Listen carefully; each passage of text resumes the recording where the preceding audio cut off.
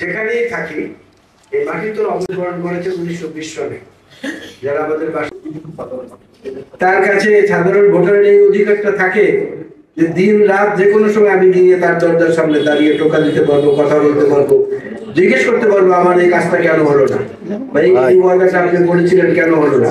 এই সরকারের বেলায় তো সেটা প্রযোজ্য না। এই জন্য নির্বাচনটা সঠিক সময় হওয়া দরকার।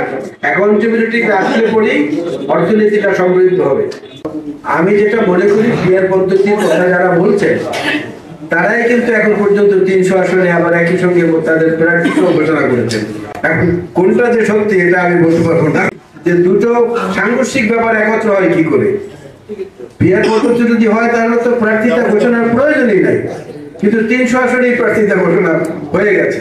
তরুণ যে বন্ধুরা যারা যেটা বলছেন যে নির্বাচন হতে দেওয়া হবে না বা কিছু করা হবে না, এগুলো তারা বলছেন তাদের বয়স, তাদের আবেগ এবং তাদের অপরিপক্কতার কারণে। কারণ যেখানে বাংলাদেশের বহু মানুষ আমরা এখন আপনাদের কল্যাণেই দেখতে পাই অনাহারে মৃত্যুবরণ করছে। শুধু এক মুঠো ভাত একটু পেঁয়াজ দিয়ে কিংবা একটু পানি দিয়ে কচলে খাবেন, তাও জোটে না। সে সময় যদি এই সরকারের উপদেষ্টা পরিষদের লোকরা হাঁসের মাংস খুঁজতে রাত বিরেতে এদিক ওদিক যায়, তো তাদের কথাবার্তার কতটা গুরুত্ব দেওয়া উচিত সেটা বোধহয় আমাদের নিজেদের বিবেকের কাছেই প্রশ্ন নেওয়া উচিত।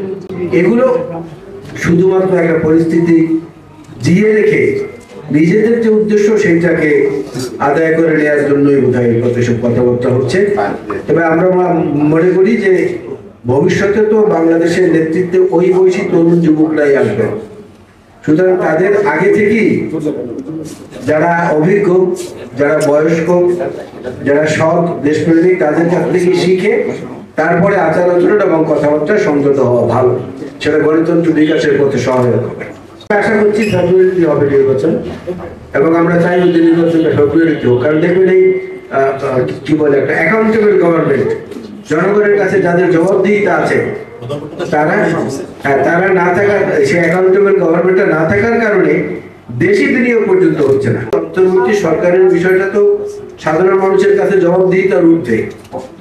আর অ্যাকাউন্টেবল গভর্নমেন্ট হলো নির্বাচিত জনপ্রতিনিধি, একজন সংসদ সদস্য, তার কাছে সাধারণ ভোটারের এই অধিকারটা থাকে যে দিন রাত যে কোনো সময় আমি গিয়ে তার দরজার সামনে দাঁড়িয়ে টোকা দিতে পারবো, কথা বলতে পারবো, জিজ্ঞেস করতে পারবো আমার এই কাজটা কেন হলো না, বা এই ওয়াদাটা আপনি করেছিলেন কেন হলো না। এই সরকারের বেলায় তো সেটা প্রযোজ্য না।